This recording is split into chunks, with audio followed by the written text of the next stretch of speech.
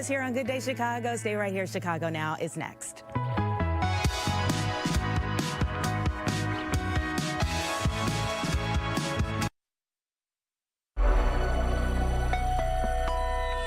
Chicago Now, 10 o'clock. And, you know, Anthony, I've got a question for you. Sure. Have you ever walked away from an interaction with another person and thought, they probably think I'm a quirky little fellow?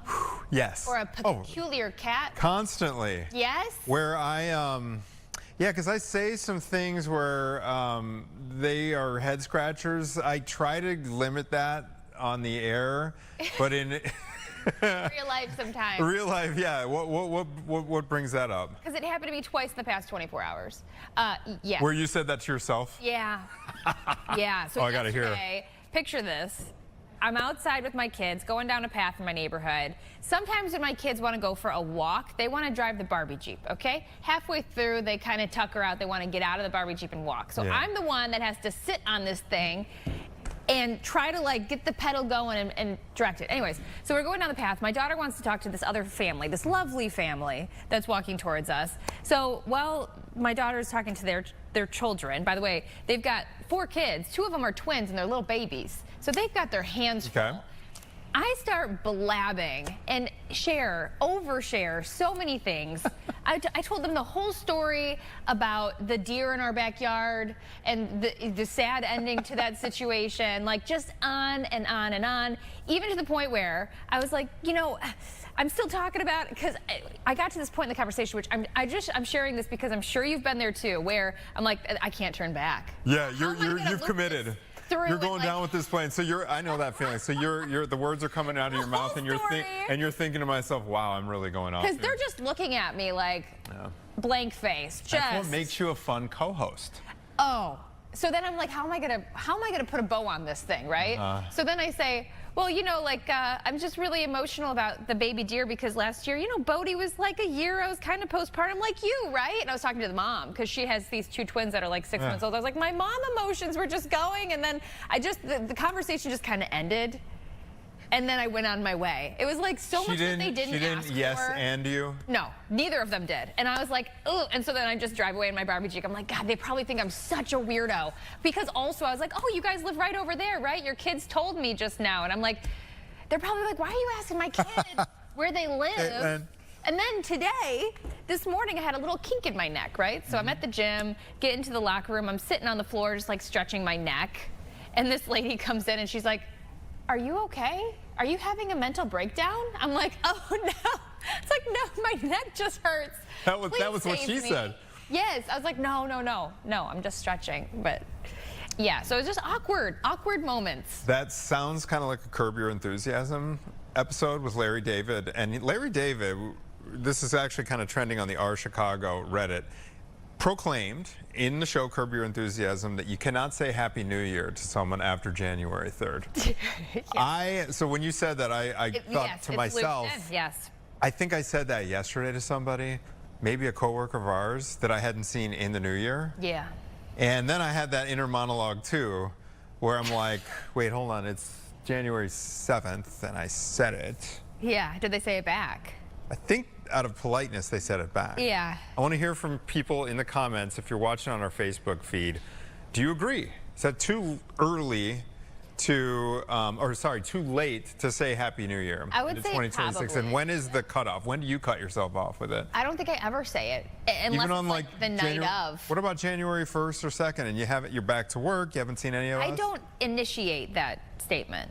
That just doesn't come to mind. I might say, hey, how you doing? But like, it doesn't, I don't think to say Happy New Year. Oh. You know what I mean? Yeah. That's just not a pleasantry that For some reason, it occurs to me to do it, I guess, all week. Anyway, Happy New Year. Happy New Year to everybody out there. Happy New Year, everybody. I think we have another colleague. We have another colleague that says it's fully allowed, etiquette-wise, till the end of January. No. No. I don't think so. It's also one of those things where it's like, somebody says, how are you doing? And then you say something like, how are you? Like you say, what do you say? You say the wrong thing. Enjoy your meal, and you say you too, or whatever. Yes, right. If you're at a restaurant. I had a really, Drive safe. cute interaction with one of the security guards in our building yesterday. I was coming back in after I had gone across the street to grab some lunch, and I was walking into the building, and she goes, have a great afternoon.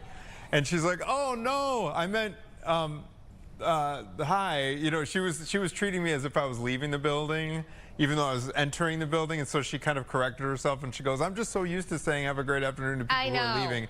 And I'm like, you get a free pass, because I always do that. Yeah, whenever I walk down the hall, I've got this like huge duffel bag, you guys, that I bring to work with me every day with all of my things, okay? It looks like I'm leaving for a weekend trip, hitting... I know, I've thought to myself repeatedly, Caitlin needs a rolly bag. She's a big bag. Like a rolly. She's a big girl, but I carry it, and I'm walking down the hall. Every single time I do, everybody always says, have a good day. I'm like, I'm not leaving. Yeah. I'm just moving with my things. Yeah, you grab that bag, everyone assumes like, you are relocating. I guess I could, yeah. All right. Anyways, we poor Michael Babcock. digress. Oh no. I hope he hasn't been listening for too long, because I always assume that at 10:05 he logs on. Michael, how much of that did you have? Do you have a big bag around the office, Caitlin? Yes. I was telling her she needs wheels on the bottom of her bag. Listen, I've got backup tennies in there. I love it. Got my clothes in there, my snacks. Yeah, it's a whole thing. It's a whole. You're prepared. You're right. That's the way it should be. Thank you. I lug a backpack. I sound like a third grader. A jar of peanut butter and a spoon. To work every day. In case of emergencies. All right, we got some headlines to get to. Let's start off on a less serious note here. Yes. Ronnie Radke from the band Falling in Reverse is involved in this whole catfishing situation, love triangle thing with Tommy Lee and his wife. Let's talk about this, and I guess we should, since we're on limited time, let's assume people know what catfishing is. I don't know if you can give a 1 or 2 sentence summary of what it is. I don't know if it's a ubiquitous verb yet. Somebody pretends to be somebody else online. There you go. And sort of impersonates that person. Yes. So what is going on with Tommy Lee here? This is a really weird one. It's a strange one, even by Hollywood standards. So Ronnie Radke says that, let me start like this. This woman, Brittany Ferlin, who is an internet personality who, like you said, married to Tommy Lee. They are together now again, although they had a period of time where they weren't together. She claims that Ronnie Radke had DM'd her on Snapchat in May of 2025, and that he was basically trying to have some sort of romantic relationship with her, and they were exchanging these messages back and forth, and then she ultimately gets back with Tommy Lee again, and it sort of fizzled out with Ronnie. The only thing is that Ronnie says that he never spoke with Brittany, and that somebody must have been impersonating him, because he is absolutely adamant that it was not him. You might say, okay, people lie, celebrities lie, it happens all the time. Well, he literally went to the court and got he tried to get a temporary restraining order. It was actually denied.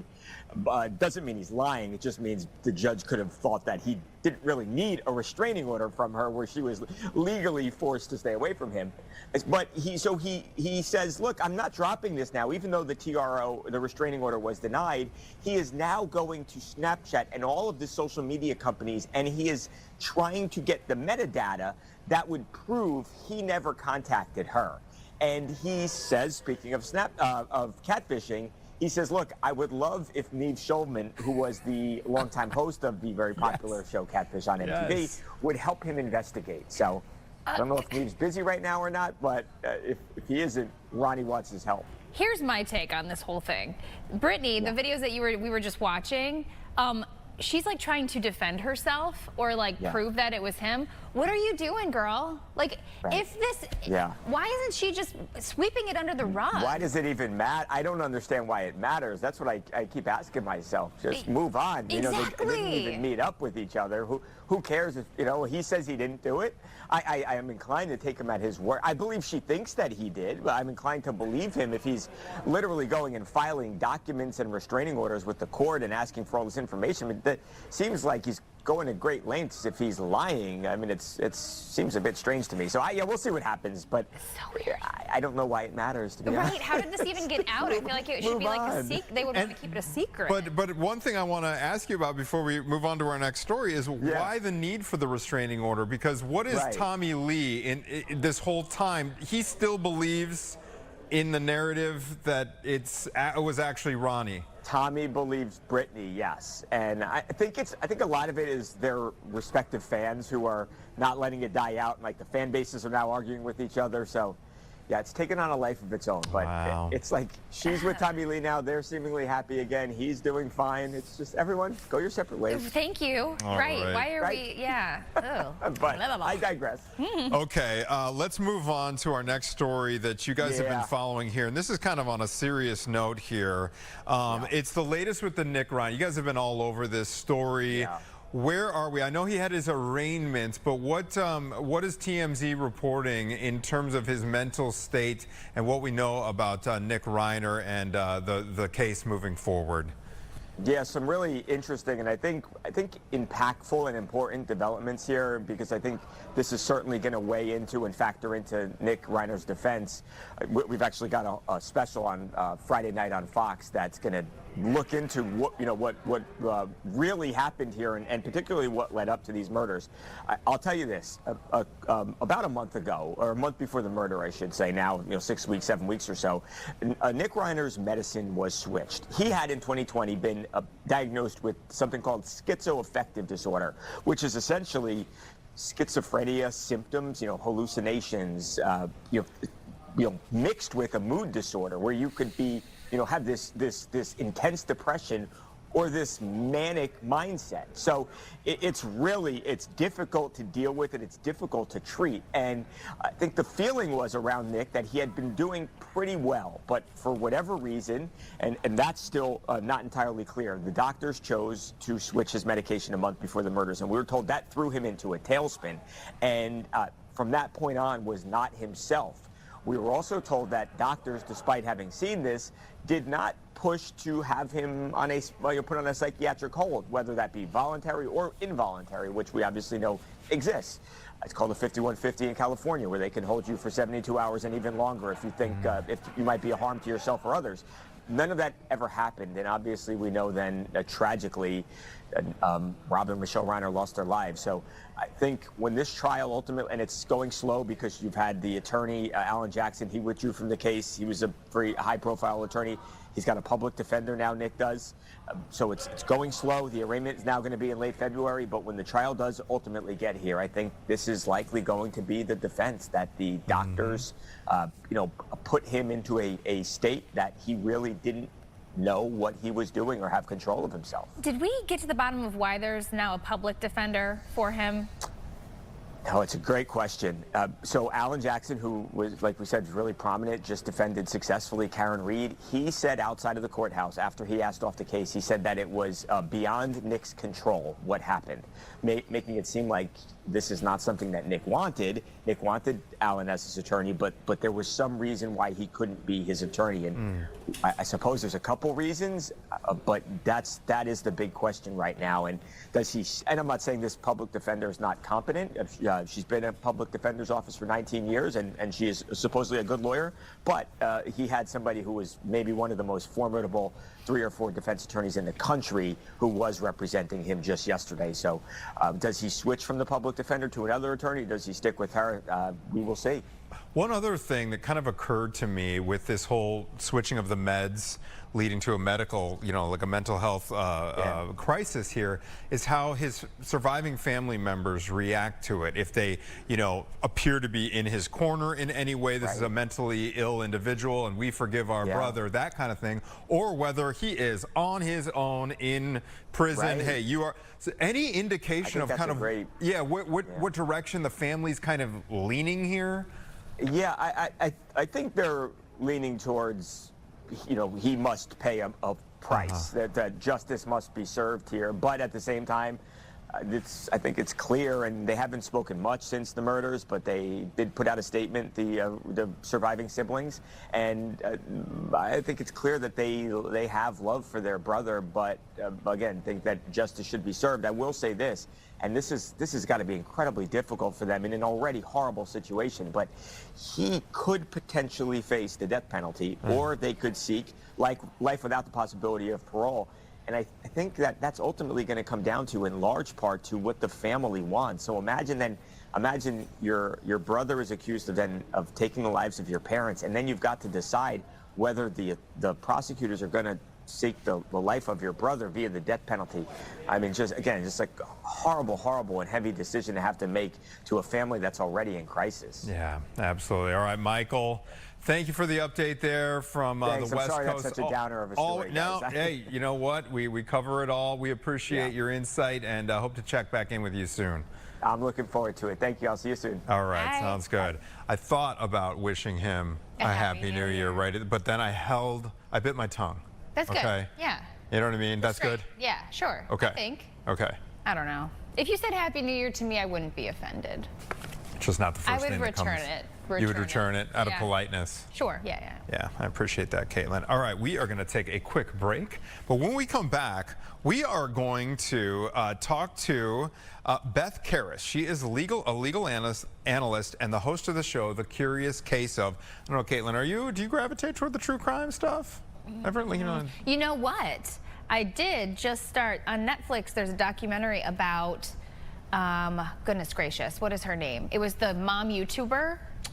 Yes. Out in, was it Utah or Idaho? Yeah. Yes. There's a documentary series on that situation. Gosh. I just started it, but where typically no. Is that the one where she basically kept her kids in horrible conditions and she was kind of under the influence of a parenting expert? Yes, and that story. That's right. Yes. That's And I right. haven't gotten to the bottom of the whole thing. I just started it, but yeah, a lot of women though, they do like those true crime documentaries. Hey, the gents too. We have a couple of friends of ours that they make it their Friday night thing. Do they? It's like, a lot of couples, like, they don't go out Friday night, Saturday nights. They're like date night. Friday nights, the stay-in night. They do true crime every Friday. Hey, yeah, whatever works. But the new season of ID's popular true crime show, The Curious Case of, this is debuting Monday. So we're going to be checking it with Beth, the host of that show, and what they got coming up, including an Illinois case that they're going to be exploring. Ruby Frankie is the lady's name. Just Ruby Frankie? that I was talking about. There you go. Yes. Yeah, it's kind of a fascinating, psychologically. Yeah. That is just Like, how a did this happen? wild story. And we'll be back with Beth after this.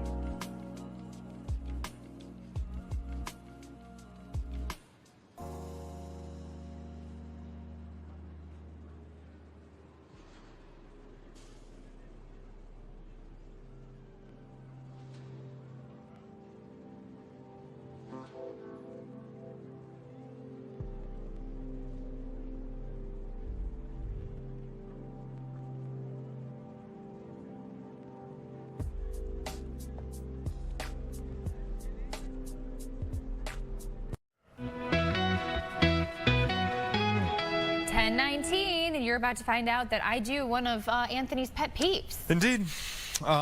This is trending on the Chicago subreddit. Yeah. All right.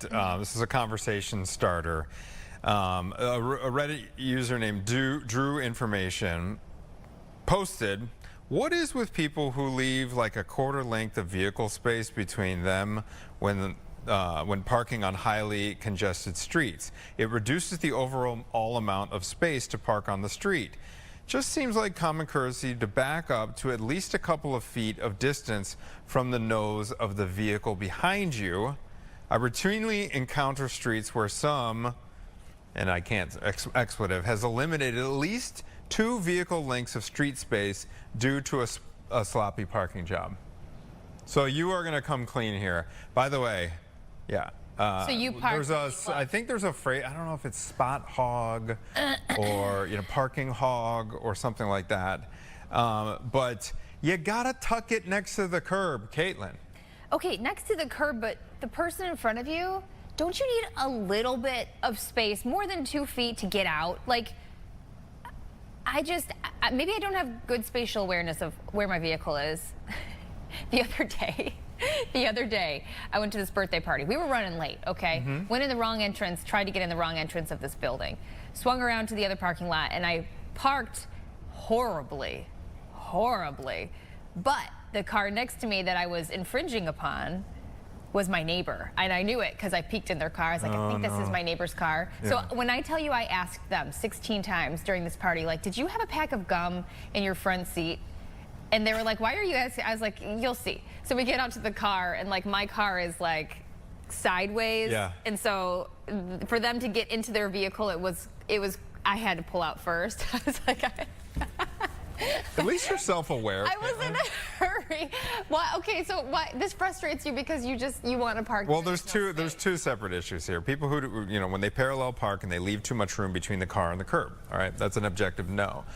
I think that what this Reddit user is alluding to is those folks who pull into the spot and they don't maximize the amount of space, the vertical space, where you have a finite amount of room between the no parking here to corner and where parking is allowed, and those folks who don't pull right up to the sign, so that you're maximizing the vertical space along the side where as many. Oh, so when you go up to this, okay, so you're the front of the line. Yeah, exactly. Like you can't. Yeah, don't be lazy about that, because that can make a difference. One of the most frustrating things when you're trying to find street parking is when there's 3/4 of a spot. Does that make sense? Yeah, I get it. Where you're like, hey, can I squeeze that? No, I can't squeeze that because there's 3/4 of a spot. It's not a full spot, or 2/3. And then you see somebody who's done this, and they have not maximized. Does that make sense? I get it. That's my pet peeve. Well, I mean, both of them are my pet peeves. Can I ask you something? How are you parallel parking in the city without cameras on your vehicle? Oh my gosh, yeah. You must be like the best driver. I used to be the most confident parallel parker. You just do the old like, line it up. Line it up, and I was so confident. I was driving a manual transmission car, and at one point, and this is my old car, and I'd be so arrogant about my parallel parking abilities until one day I thought I had it in reverse. I really had it in first, and so I go to put it in reverse and pull into the spot. It was in first gear. And I hit the car in front of me. What'd you do? And I left a note. Okay. I left a note. Did they call you? You know what? They did not call me because there was no damage, but I err on the side of being honest in the situation. Because the note flew away is what happened. It might have. This is right on Ashland at Belmont, by the way. Sorry, retroactively. I don't think there. You know what? It was one of those things where the cars, both of them got scuffed, but not in a way where it's like, I need to take. It'd be more pain than it's worth. So it's like, I'm sorry for scratching your bumper. Yeah. If you want to like talk about this, and so that happened, and ever since then I've been my mouth has been shut. In terms of parallel parking. I need all. But yeah, it's we old school people. I'm older than Caitlin. We know how to do it without the camera. Sans. I did fail my driver's test the first time around because of parking. Parallel parking and merging.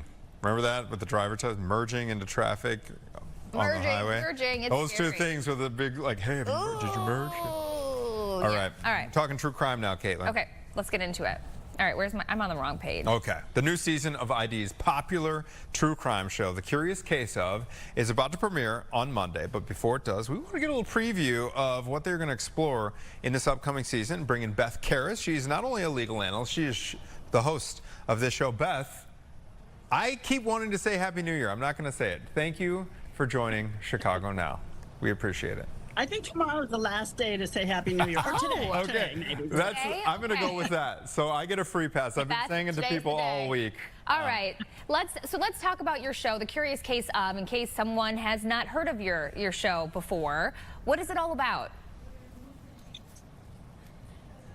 Successful 3 seasons of Curious Case of Natalia Grace that I was also in, sort of guiding the viewer through a very weird, twisted story about Natalia Grace, a little person adopted in the United States, and people thought she was faking it, and she was actually an adult. This spin-off is an anthology, which means every episode is a different story. It's not one ongoing story for the whole season, and they're all like twisted, weird stories. Just sort of, you know, real life is stranger than fiction here. There are frauds and deceptive behavior, things that like I can't imagine people trying to get away with. And we have 7 different stories over 8 weeks, because one story is in 2 parts. It covers 2 weeks. It was just so twisted about a Los Angeles esthetician who thought that a neighboring spa owner was harassing her and trying to take her business, so she took a hit out on him. It wasn't successful, but it got her in trouble. But then you think, wait a minute, he wasn't harassing her, but she was being harassed, so who was doing it? And is she really at fault because the police weren't paying attention to her? And so it's like the weirdest story. Ooh, I'll be curious. So juicy. Okay, so I gotta know, Beth, how did you get involved in this show? Because I find this very intriguing. Were you just very interested in true crime? Well, I'm a former prosecutor. I'm a lawyer. I was an assistant DA in New York City for several years, and then I was at Court TV for 19 years. And after Court TV, it went off the air, but it's back now. I left, and I just started reinventing myself and popping up on different shows, and Investigation Discovery invited me to be a part of Natalia Grace and then this series, which I love. I mean, I love Investigation Discovery. They're great people, and we've got a good thing going right now because this is a crime-adjacent show, right? It's not murder, blood, and guts, which is what a lot of true crime is. This is still criminal behavior, or generally it's criminal behavior.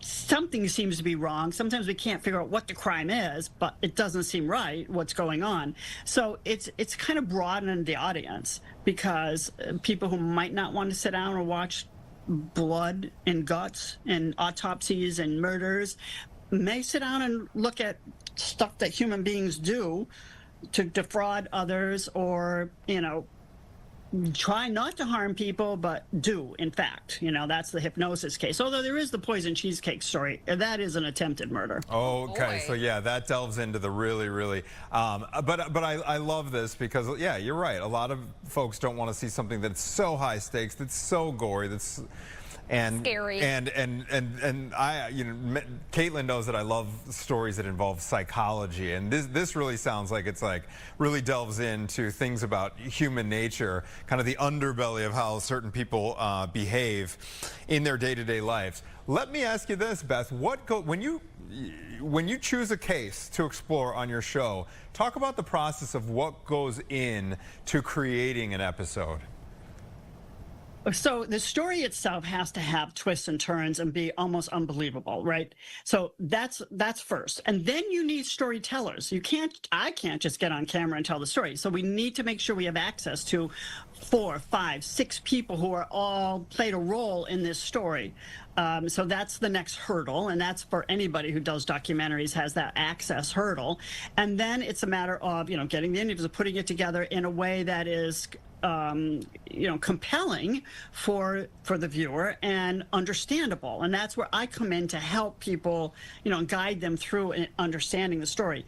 But I mean, when I heard about our finale, when I heard about that story, I said, that can't be true. And the finale is called The Corpse That Came to Dinner. Nope. And so I got to tell you, it is a weird one. A 91-year-old woman who couldn't bear the thought of her twin sister being buried underground and convinced her neighbor to help her dig up the body that was buried on her property. And they used a toboggan to drag the body in the house. She kept her in the bedroom and put a wig on her and glasses and had coffee with her every day and wrote to her. Oh, that's wild. Yeah, people are so strange. Makes me think of that movie Weekend at Bernie's. My gosh. Beth, thank you so much. Look forward to this kickoff. The show is The Curious Case of, and it returns to ID on January 12th. Thank you for joining us. Really, really appreciate it. We are going to take a quick break, but we're talking all things Bears. Yeah, the Bears. Yes. Bears. I cannot wait. I always love talking to Barstool Eddie. So fun. Chicago's own.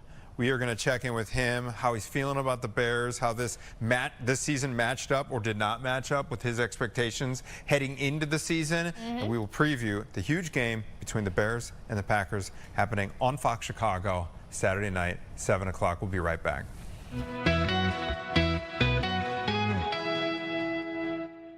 Grab my heart.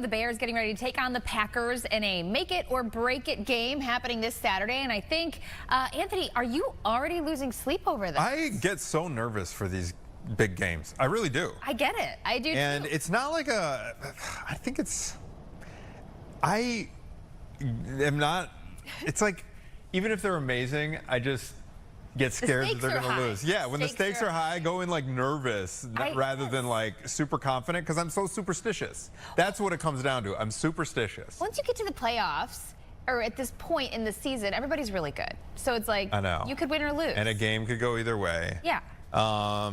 Eddie Barstool Eddie joining us here on a Thursday morning. Eddie, welcome to the program. You can see how nervous I am going to this game. Do you share Betty, that with me at all? Do you go like superstitious with it, or are you like, you know, when the Bears are good, you go in confident? No, I get it. Like, you call me Betty, like, totally makes sense to me because, like, that's the nerves. That's what happens in a playoff game, you know? So, honestly, I'm completely on your side. I would say that, too.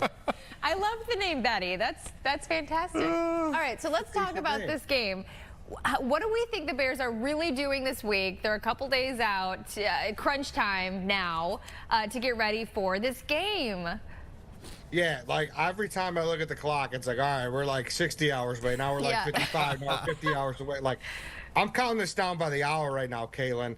It's one of those things that I'm happy that it's a true night game, unlike the last game we played, the last playoff game we played at Soldier Field, and forcing a double doink game. There's something about the starting when it was light out and then the afternoon, the night just creeping up on us. So I'm happy about that, at least. I think the stage will be set once kickoff happens. I like it. Before we talk about the matchup, will you give us kind of your assessment of the season, the regular season here? What has surprised you, or maybe not surprised you, about the Bears team thus far? Honestly, everything's been a surprise. I didn't buy into this team until that Eagles win, and that was the day after Thanksgiving. So we kept winning, and in spite of that, I was like, all right, this has been a fun little season. We've exceeded expectations after the first two games, especially. I thought we were going to be terrible. But even some of those other wins, like the Bengals win, we still gave up 1,000,000 points to like a 40-year-old Joe Flacco. So I really never had high expectations. And then once we beat the Eagles, things got really real. And that's where everything kind of reset. And overall, I did not expect this team to win 11 games. So expectations definitely have been exceeded. Okay, so Eddie, speaking of being nervous, where do you think our weak point is? Yeah, it's on the defensive side of the ball for sure. We don't have a good pass rush. It kind of seems like some of our DBs are getting burned a little bit. The Lions got, they got good wide receivers, and I'm just speaking about last week, but it's kind of been happening all season. You see that 49ers game the week before. We just got to figure out a way to get to the quarterback, and we got to find a way to just be a little better in coverage a little longer down the field. So defensive side of the ball is definitely a concern. Okay, how big of a difference might Kyler Gordon make? He's been injured. He's expected to play. Is that enough to contain Jordan Love and this Packers offense?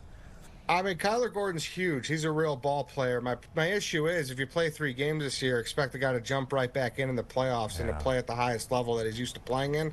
That sounds maybe a little far stretched, so that's what I'm worried about.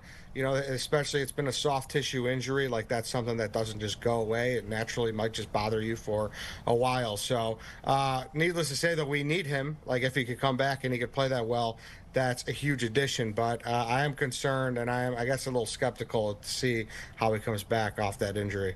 If the Bears win, how do you feel like this is going to change the franchise, even heading into next year? I mean, it's crazy because I think everyone in Green Bay has to stop, playing that game where they're like, oh, you guys are the little brother, you guys are just, another game on our schedule. Then I think it really becomes real, and this rivalry is a big deal again. So I think we'll be a force to be reckoned with, and I think it's just all steam ahead for year 2 for Ben Johnson. Let's talk about Caleb Williams as well. There's, I follow the Twitters, on X, and I see Caleb Williams getting mixed reviews this season. Some people focused on the throws that he has missed. Others tend to focus on, just how good of an escape artist he is, how he is actually making throws that other quarterbacks could never dream about even coming close to making. Give us your assessment of Caleb Williams this year.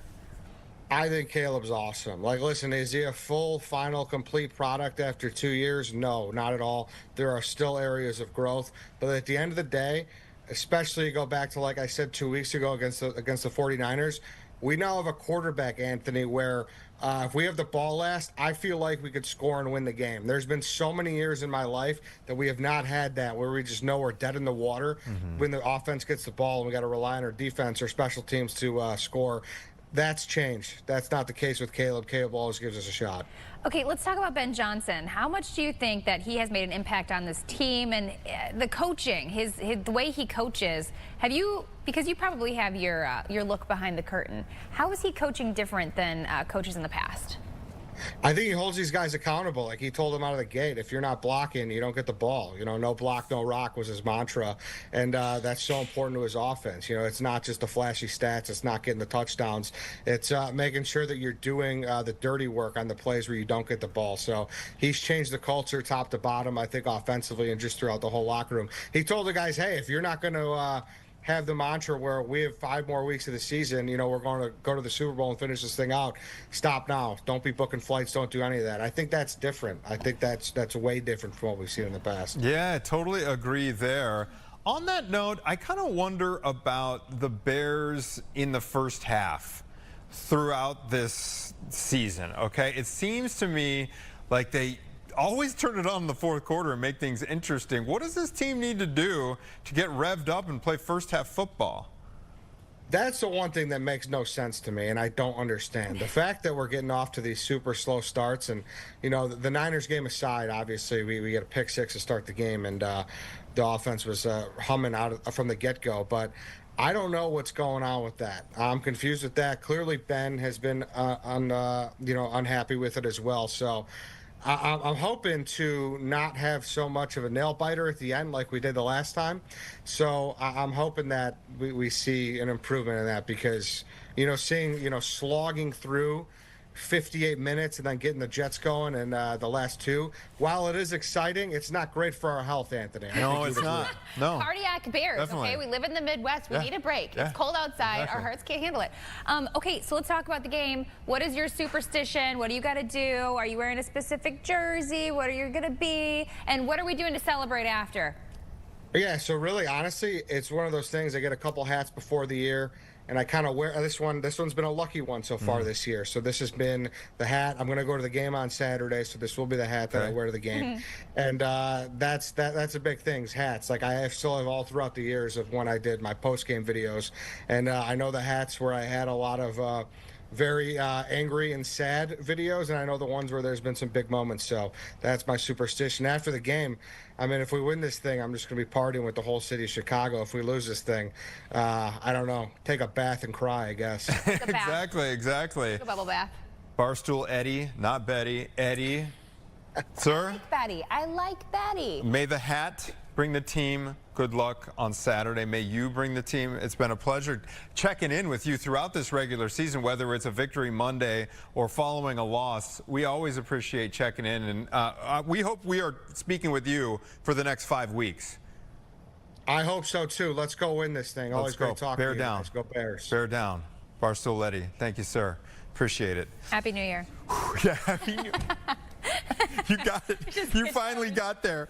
You finally got there, Caitlin. Thank you so much. All right, we are going to take another quick break, and when we come back, we've got a few minutes left in this show. We are going to switch to more entertainment news. Jakey Hamilton. I saw him walk in. Just see him walk in.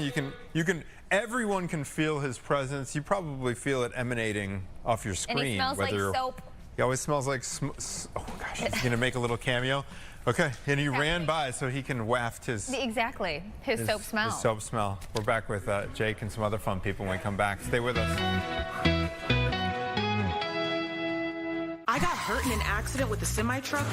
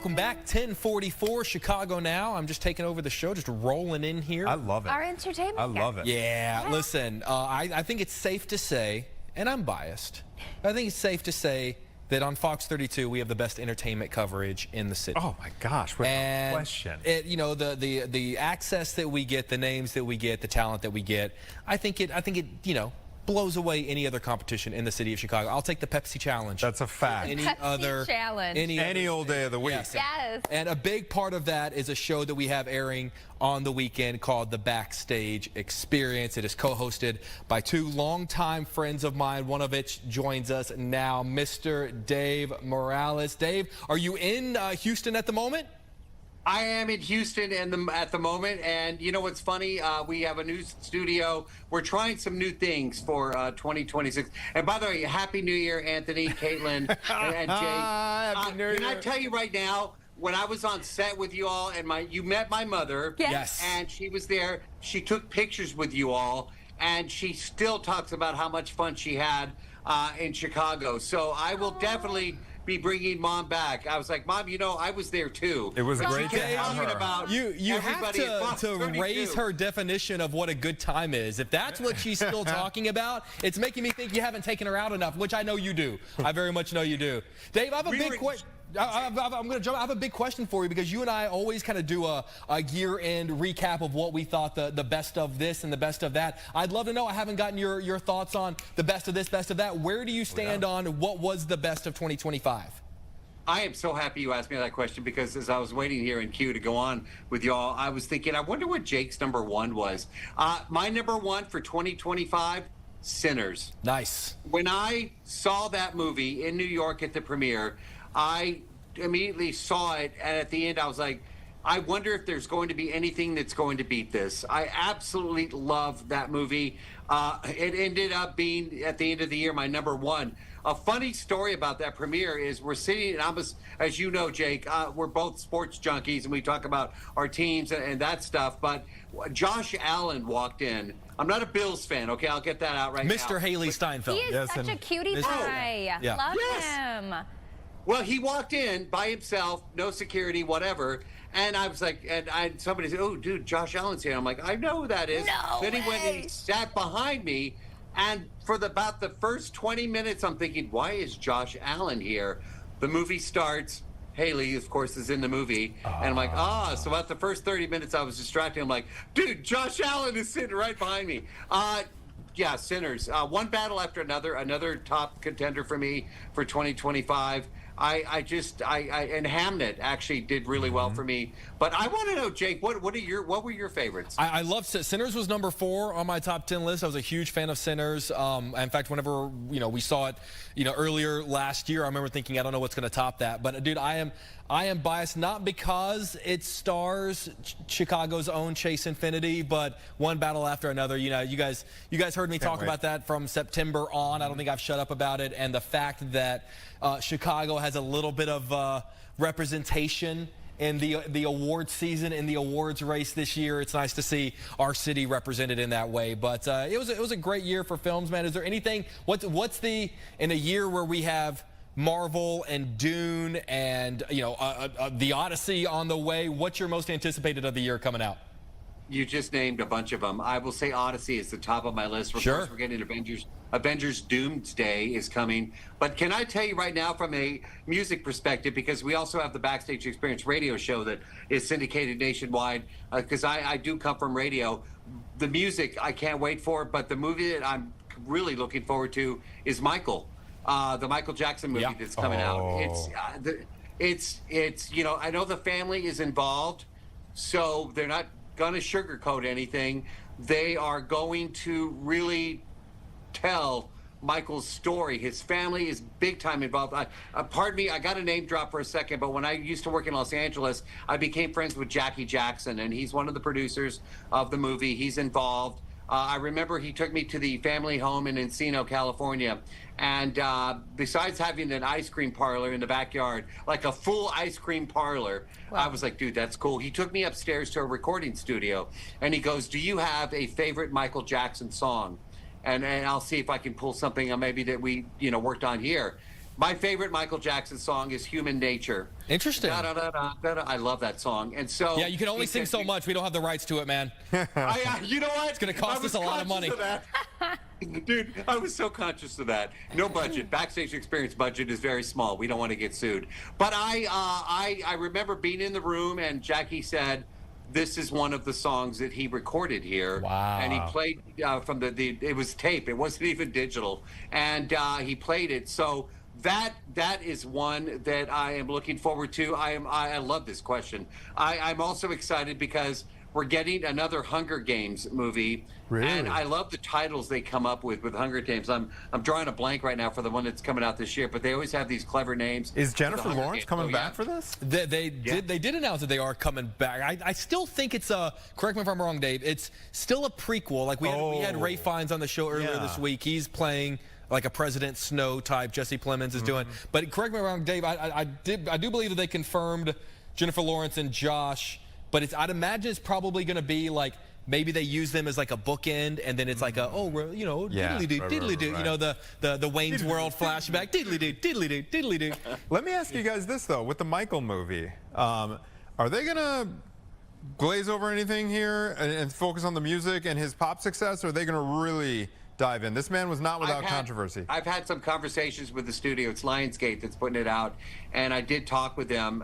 We were all together recently, and of course CinemaCon is coming up. They presented it was it 2 years ago? But I know they did a CinemaCon, that big convention in Las Vegas. I'm sure it'll be part of the presentation this year, coming up in April. But I asked that very question, and what I was told was that they are not going to sugarcoat anything. Wow. You know, I don't know how deep they're going to, that has to be part of the conversation and the story.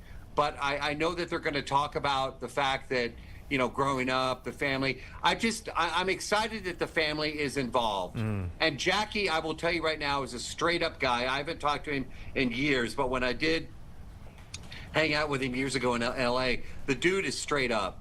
And he's a perfectionist. They're very aware of like what you just said, Anthony, is like, are they going to just go over it and kind of not? I have a feeling that we're going to see, because that would be the first criticism. Jake, what are your thoughts on that? Yeah, you know, it's funny hearing you say that, and this is sort of the great thing about sort of these entertainment conversations we can have is I am nervous because the family is involved. You know, I worry that there will be a little bit of protecting the image in the same way that, you know, Brian May and Roger Taylor, I think, very much protected their image on Bohemian Rhapsody and kind of made Freddie Mercury look to be the bad guy. You know, in the movie, they showed Freddie Mercury as the one that broke up the band, broke up Queen, when in fact he was in fact the last one to go solo. And I feel like when you have when you're allowing other people to tell the story of someone who has passed, I don't know, I get really weird about people too close to the subject matter being involved in the telling of the story. I mean, we won't know. The criticism would be if they do that, because we brought it up here, that it would be, oh, okay, that the first thing people would say after initial screenings, previews, would be like, oh, they did this, and that, you know, that could work against them. I did get asked, and earlier we were talking about movies in 2026. Did you have to read Wuthering Heights when you were a kid? I did not. No, that was never one of the. Funny enough, I know we were just talking about the Odyssey. The Odyssey, yes. Wuthering Heights, no. Did you? In Texas? We had to. I grew up in North Houston. Maybe that was just the curriculum. But I remember, and I hate reading. Period. That's why picture books are good for me, and movies are good. Audiobooks, baby. Yes. So, but Wuthering Heights, I was asked, like, are there any date night movies coming up this year? That's actually coming out February 13th. So there's your Valentine's Day. Yes, and stars an up-and-coming actress named Margot Robbie. Oh, up and coming. I'm just telling you, I think the kid's I hear got good the things. goods. I hope she works out. Yeah, I think the kid's going to be good. Can I throw something out there to the Please. group while we have you? Because we are about to kick off award season 2. I just got like the SAG, you know, screeners. Notice that the screeners are coming. Screeners are coming, yeah. What are your guys' predictions here? I mean, Dave, One I battle. think, it's Paul Thomas Anderson here, man. I think, you know, he is a director that people have loved going back to Boogie Nights and to Magnolia into the late 90s, and he's one of those guys that, what's the Dave? What's the expression, like always the bridesmaid, never the bride? Like he's been nominated 1,000 times, and I sort of equate this to when Scorsese finally won the Oscar for The Departed. Like everyone's just been waiting on what's the movie we're going to give him the Oscar for. For Scorsese was The Departed. For director Paul Thomas Anderson, I think it's going to be one. Dave, you agree with that? I completely agree. I'll tell you what, and Jake and I are both part of the same group, the Critics' Choice. We're Critics' Choice Award members. We're part of that guild, and we vote. I will say it was a great show, not criticizing, but from our group that voted, I was Jake, I'm so glad we're talking about this. I was surprised Sean Penn did not win Best Supporting Actor. I think people were blowing up my phone like, dude, Sean Penn, that's who I voted for. And Sean from One Battle After Another. And I said, I'm happy for him, obviously, that he was nominated. But what are your thoughts? I think he's going to win the Oscar. I think he has I agree. I also voted for Sean Penn, I can tell you. I think the things he has going against him is that Benicio del Toro is also nominated for One Battle After Another, so there's a little bit of a split vote. In the same category? In the same category. Same movie, same movie, same category, so there's a little bit of a split vote. And I also think the fact that Sean Penn already has 2 Oscars, I think there is that feeling of, well, he's got 2. Do we really want to give him a 3rd? Yeah. So I think he's performance. Yeah, I think he's the most deserving, and I think anyone who walks away from One Battle, however it is you feel about Sean Penn goes, that's an award. I haven't seen it yet. My brother saw it. That was the first thing he said. Yeah, Sean Penn. He's unreal. Because you guys are so involved in this community, that there is some aspect of this person hasn't won yet, they should. Oh, that is 100%. I think one of the biggest. It's what is referred to as like the narrative, the awards, like who has the best narrative. And Dave, obviously one of the big winners so far this award season is an actress named Amy Madigan for the film Weapons. And the narrative, what is their story? Is for her, she was this very popular actress in the late 80s and early 90s in films like Uncle Buck and Field of Dreams, and then it's kind of been a character actor for a long time, and popped up in a surprise appearance in a movie called Weapons, and it's just, for a lot of people, it's a cool story. It's the narrative that goes along with the win, which I think is really helping. I don't know, Dave, what do you think? Amy Madigan. Yes.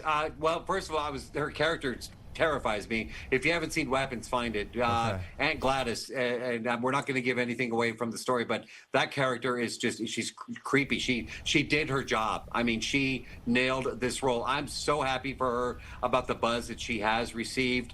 And I hear, and Jake, I don't know if you've heard anything more, but they are planning a sequel that will involve her character from Weapons. I've heard that is in the works. Yeah, and I'm going to be honest with you, and I'm curious to get your thoughts. I kind of hate that, because I think what makes that character, and this is tough to talk about because the character is sort of a mystery throughout the film.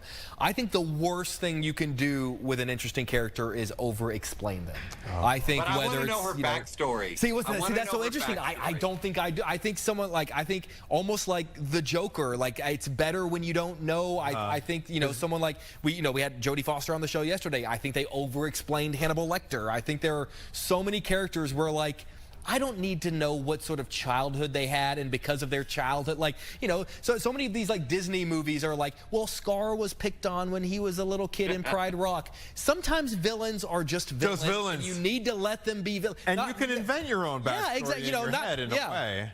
I think after George Lucas gave us Anakin and told us that Darth Vader was a little boy, then everyone went, well, everyone was a little, everyone was a little boy. Doesn't change the fact you're a terrible person. Yeah, I get that. I want more Gladys. I'm going to debate you. I want more Aunt Gladys, and that's all I'll say, because for people that haven't seen it, did you guys see Weapons? No, not yet, but now I'm going to. You're just going to run around doing this. I remember her from Field of Dreams. Of course. And Uncle Buck, of course. Yeah, telling Kevin Costner exactly. not to sell she believed in him. Exactly. She really did. Dave, thank you so much. The Backstage Experience airs on Saturday. Can't wait to see it, and check in with you throughout award season, sir. Tell your mom hello. Tell your mom hi. Okay. I will. I'm so happy you said that. Yeah, Mama says hi. Thank you all so much. Bye, buddy. Bye. Jake, thank you. Thank you, guys. Stepping in and joining us as well. That was very interesting to listen to. I love that. I'm so choked up right now. You need water? No, I'm good. No, why would you cut into wait? What's Jake's wrong? dying. Push in. No. Oh no. Oh no.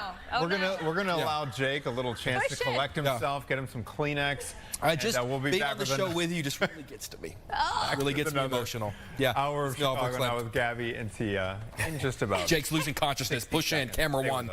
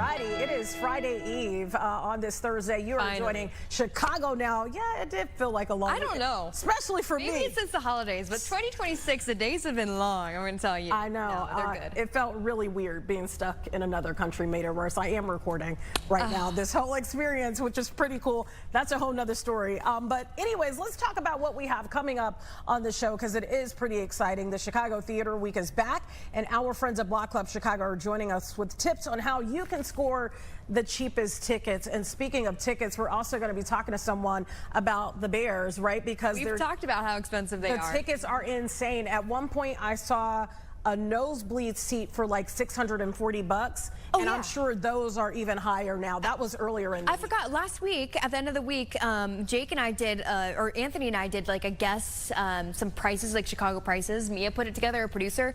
And what was the cheapest price? Guys, it was like $577. Okay, so yeah, it's already up. Yeah, $640, I think, is what I saw. Most expensive was like $30K. Am I crazy? I forgot what the number was, but I'm curious, like, so now, so we're all thinking, right, the Bears are going to move past this game. Should you have already bought those tickets in order to get the most affordable? Is it almost like you have to predict how the games are going to go, who's going to end up in the games in order to get a better ticket? And it seems like so exclusive, and like, you know, like you have to know someone to get a ticket, which doesn't seem fair too. You know, you want the true fans to be there. And you want them to be able to afford it. So that's a whole nother story. Anyway. We're going to talk about that. Big matchup again with the Packers coming up on this Saturday. But first, we got to learn more about RFK Jr.'s decision to bring back the food pyramid, but it's actually flipped upside down, which has a lot of people talking about this.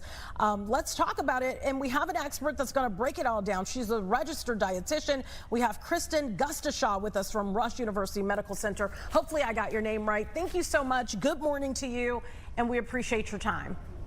Good morning. Thanks. And yes, you nailed my name. Yeah, it's not easy to do. Thank you so much. I love that. Okay, let's talk about this pyramid and really what makes it different now.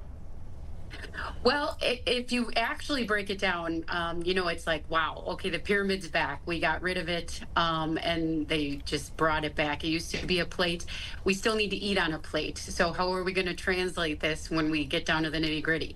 As a dietitian for nearly 30 years, I've constantly said, water, protein, produce. So really the actual core of our messaging and nutritional sciences hasn't changed much. The Food Guide Pyramid came out in the 90s to kind of give us a visual depiction of how we should be eating. And it didn't land very well. Then social media came out, and then the next one kind of looked like a building. That didn't come out. So the plate was a place that people can make a tangible reference to. But when you look at the details of protein and produce, they're still always front and center. It's just now giving us another depiction of what does this mean? But I think the real core message here is eat real food. And that, I think, is the most exciting part about this, because for all of time, I've been trying to get people to not find the magic bullet, not find the secret cure that's on an infomercial at 2 a.m. or the $1 trillion supplement industry, because it's in our food if we eat the right foods. So we want to focus on protein because that's what our muscles need. No matter what we eat, if we don't get adequate protein, our muscles will atrophy faster. You won't get the ideal situation out of your body, whether it's physical activity, whether it's brain health. You need adequate protein. They're suggesting a little bit more than had been over the years. But what does more look like? Because nobody really has a really good handle on that in the first place. So they're recommending for a 2,000 calorie diet, which the food labels will be based on, it's about 3 or 4 servings. And what is a serving? 3 ounces of chicken is a serving. So it's about the deck of cards, okay? Not many people are eating this size. I work with a lot of people where they're eating double or eating a fraction of it. We have to remember that just not eating is not a healthy way to live, because that's not getting yourself protein. So if you're going to eat very little, make sure protein is at every single meal. Has been a message I've been giving a long time. Now we have some guidelines to back that up. When we look at dairy, that was another big thing that they're kind of reviving is dairy. It is still, for a 2,000 calorie diet, 3 8-ounce cups. So what does that look like? When you ask somebody, get your measuring cup out, because I think this cup is even a little deceiving as far as portion sizes. Get the 1 cup measuring cup out, that's 8 ounces, and that's a serving of dairy. So we want to be very careful because protein and dairy are typically higher calorie foods. If we're not careful, they can be extremely high calorie. So we want to still be looking for the lean cuts of meat, the lower calorie in total. So we're really pushing away from, don't be afraid of fat. We're looking at, instead of what we should be worried about, what are we adding to our diet? Are you getting any protein in at all? And then if we look at fats, and I think this is probably the most shocking, on a 2,000 calorie diet, they're recommending 4.5 servings. Well, what in the heck is that?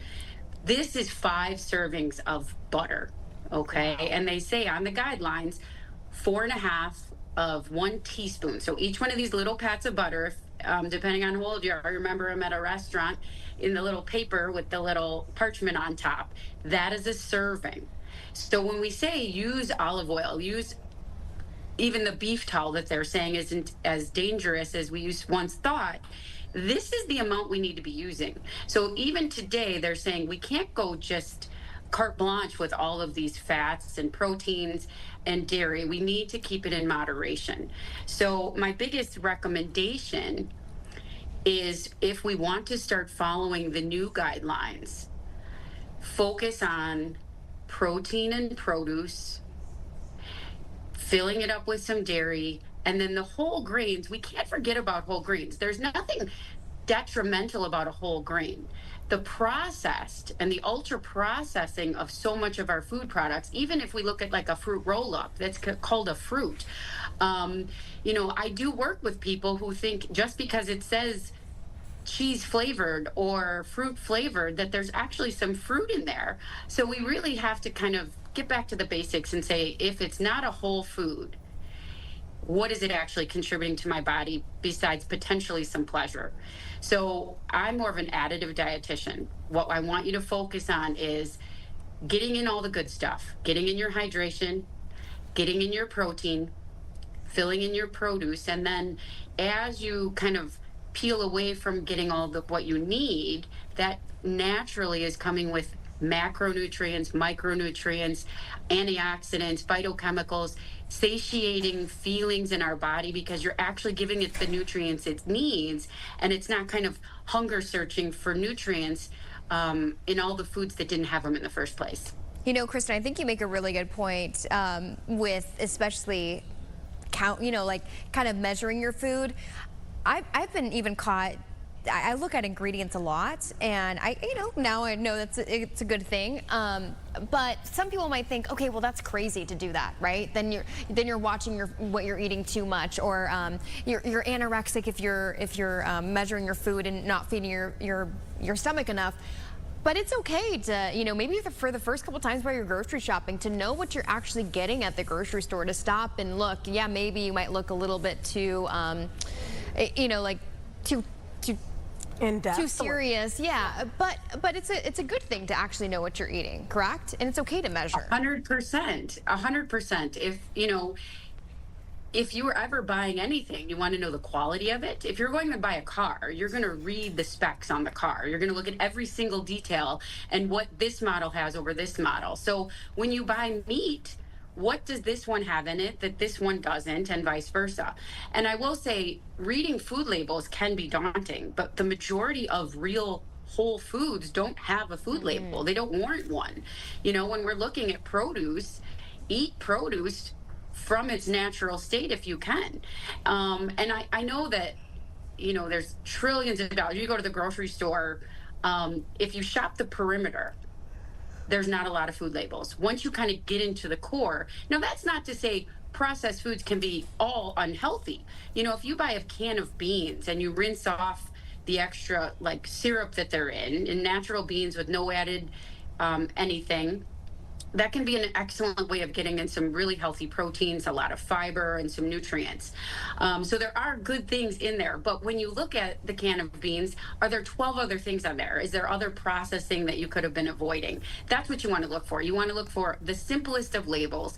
We're really trying to get our body away from all of these preservatives and other things that are not natural to our systems, are not natural to our environment, and get to the core of actually eating food. And then you may not need all those supplements. You know, a lot of people may need supplements because their diet is so empty. You can buy a piece of bread with 1 gram of protein, or you can buy a whole grain piece of bread that may have 5 grams of protein in it. And it's a plant-based protein, so it's kind of a one-stop shop. When you're looking at prices of groceries, that bread is going to be more money, but a lot of times I'll say some of it is like putting a piece of chicken on it, you know, to offset the cost of what you're actually getting out of that product.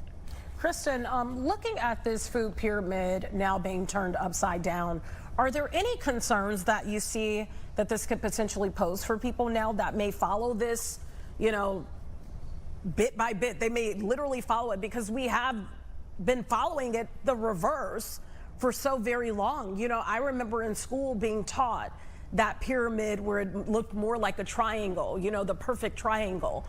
Do you think that there are any concerns with this being flipped on its head?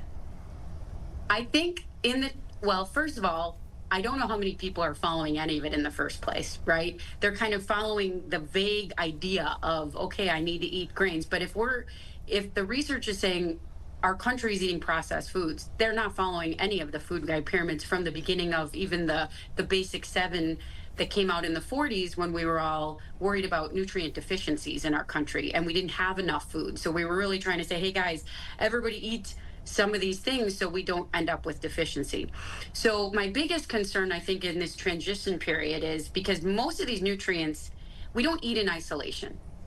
And it's more an idea of, if you eat these higher fat, higher calorie foods that are nutrient dense, that are really good for us, but you don't eliminate all the ultra processed things, now you're setting the stage for kind of too much of everything.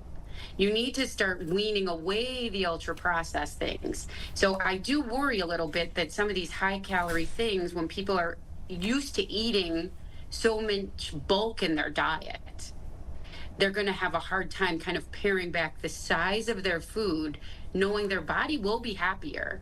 But we all know we're creatures of habits. So I consider myself an additive dietitian. So while you're trying to reframe what you're doing, focus more on, okay, before I take anything away, I need to add these things.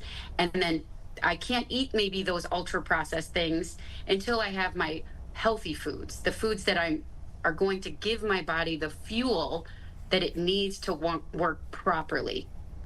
And then I can maybe pepper in some of those other things as I wean away and my body gets used to being happier on the things it was looking for all along. You know, Kristen, another thing that RFK Jr. mentioned was alcohol intake. You know, it used to be, what was it? Instead of 1 drink a day for women and 2 drinks for men, it's now kind of generic. It's just limit alcohol intake. You know, what are your thoughts on that? Again, it depends on the type of person that you are. I have some people that I work with that don't drink any alcohol, so it's kind of a moot point.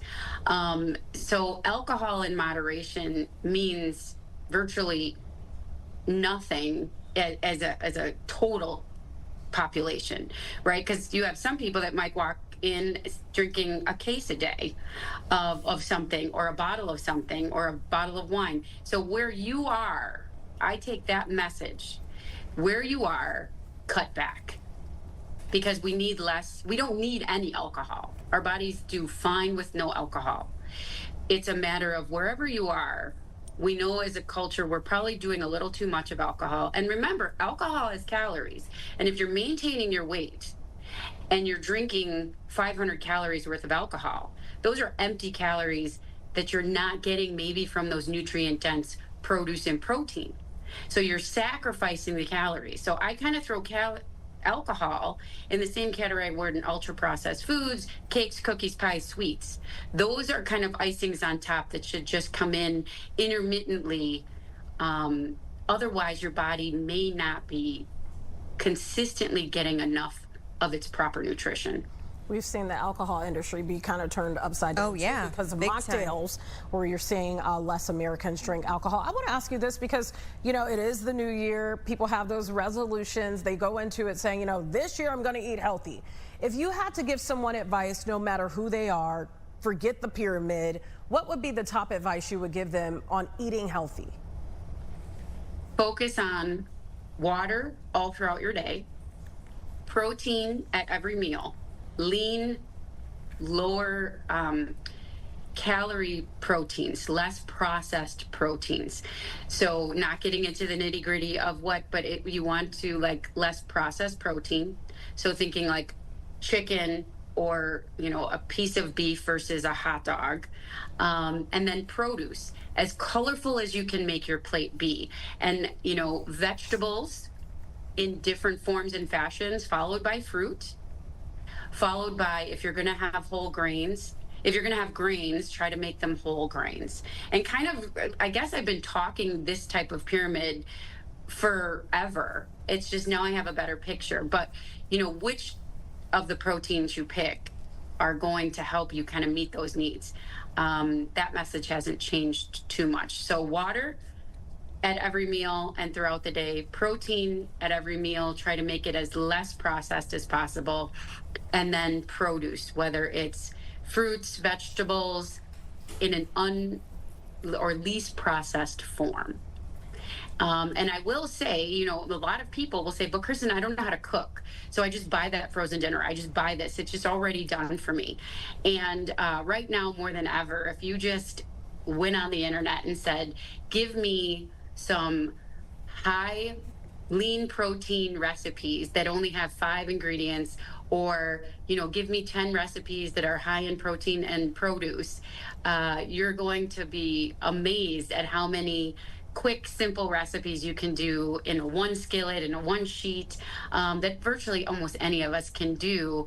And you will end up most likely saving some money, reducing those processed foods in your diet right out of the gate. Yeah, that's true. And also, you know, when you are having to eat out and you look online, maybe like Pinterest or TikTok, Instagram, if you look up like healthy things to eat at fast food places, you can find some good menu items. Chick-fil-A has those grilled chicken nuggets, things like that, if you absolutely have to. So that's such good advice. Kristen, thank you so much for joining us. You know, maybe if someone's wanting some more information, you know, is dietitian really a good place to start? It seems a little bit, you know, intimidating to maybe to go to a dietitian, like you have a serious problem, but it sounds like it's for everyone, right? I think a dietitian, a dietitian is the only one who's licensed and regulated to follow like proper guidelines, right? We have board certifications, we have exams, we have clinical experience, and bachelor's degree, master's degree. Anybody can say they're a nutritionist if they eat. So you really have to be careful where you're getting your source of information from. So I do recommend a dietitian. And yes, while we deal with chronic disease, we also specialize in aging well. In fact, I have extra certifications in gerontological nutrition, so I've really dedicated my whole career to let's just get this done as healthy as we can and live as long and as strong as possible. So that's what a dietitian should be able to do for you. I love it. All right, Kristen. I have one more quick question for you, Kristen. Maybe just a one answer. One word answer. What is maybe your biggest superfood? What's one thing everyone should be incorporating into their everyday diet? Other than protein, is there like, I don't know, I sometimes hear a vegetable or a fruit or something? So it's hard to say, but I usually fall back to spinach. And I've even, I think, quoted last time that if you're going to make friends with somebody on the playground, make it with spinach, because there's just so many different ways to use it. Whether if you like it, you can really bulk it up and make things beautiful, or you can hide it. So it's one of the most versatile foods that you can use, and it's virtually tasteless, but it has so many superpowers to it. There you go. I think I remember you saying that, actually. I love that little quote. You can remember that one. All right, Kristen, thank you so much for joining us. We really appreciate it. All right, stay well, be healthy. Thank you so much. All right, coming up right after this break. Yeah, exactly right. He was nice and super strong. Right after this break, we're talking to Block Club Chicago, as we do every Thursday, about some of these top headlines we're seeing around the city. We'll be right back.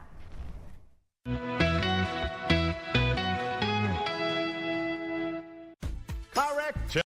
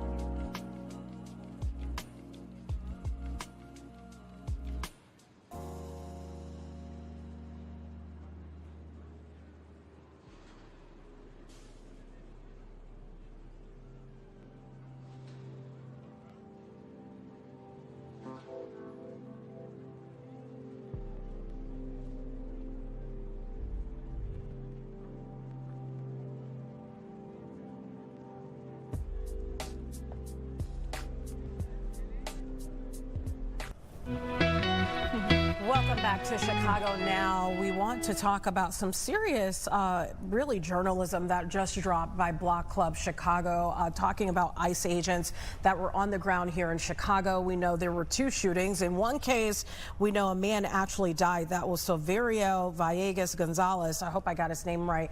And then Miramar Martinez was shot by an ICE agent. We know that case was later dropped, but she was shot 5 times.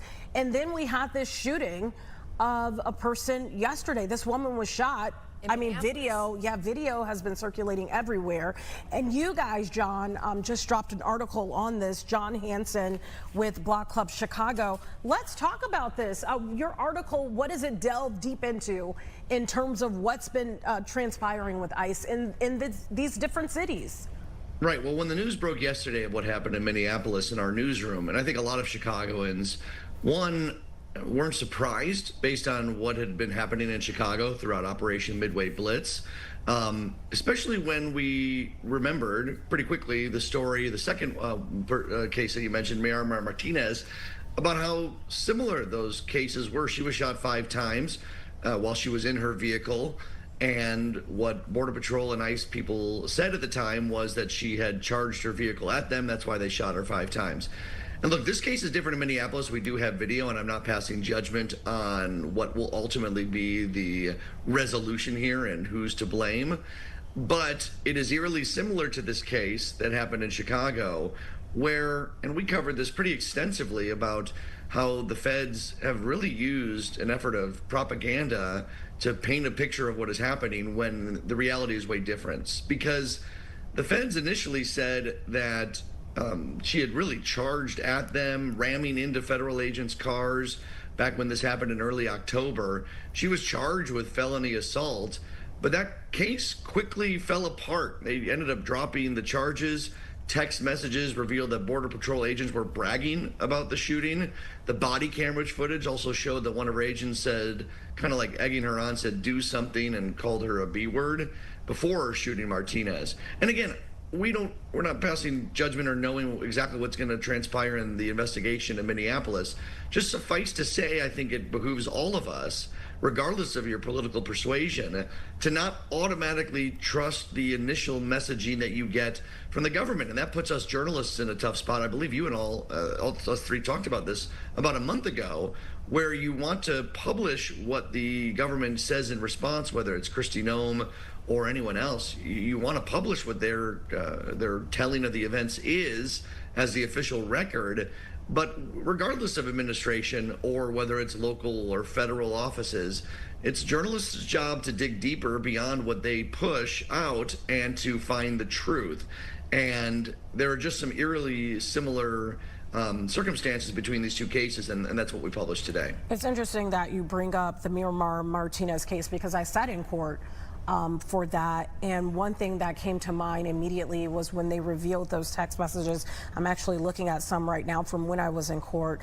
They ended up dropping a bulk of these text messages that agents were exchanging between each other because they had a secret group. It was a secret Border Patrol group chat, and it was insane, you know, some of the stuff that they were sharing in this chat.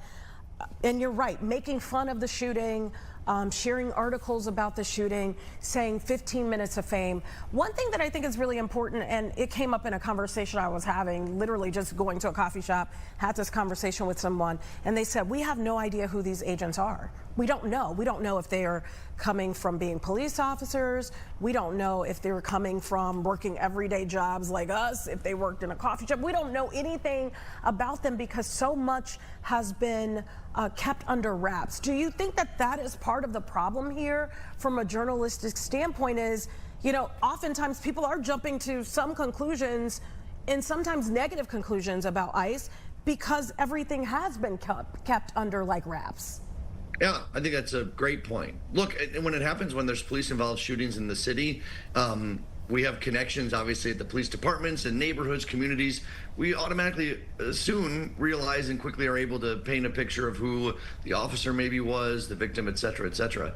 In these cases, like you're saying, we get so little from the Department of Homeland Security as to what is happening, who's involved, why they were involved. We don't get much information, to the point that Block Club Chicago had to stand up and sue to try and get FOIA information on some very basic information that was not at all a stretch to ask for, like the names and the circumstances around people that had been detained or deported, and also perhaps names of ICE individuals. And again, what happened in Minneapolis, we've seen video of it, and I'd love to see the body cam footage. I'm sure journalists are working to get that as soon as we can.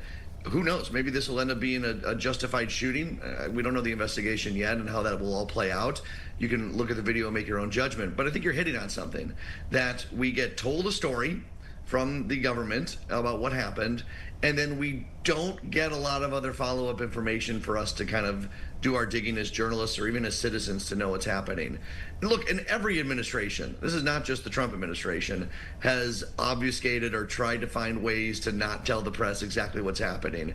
This is just kind of amped up because, as we've seen, they have no problem putting together these well-made, almost movie trailer videos about what they're doing and pushing that out via social media and all their channels to try and tell their story in the way they want to tell it. That is unusual and has not been done under previous administrations. So they have no problem painting a picture.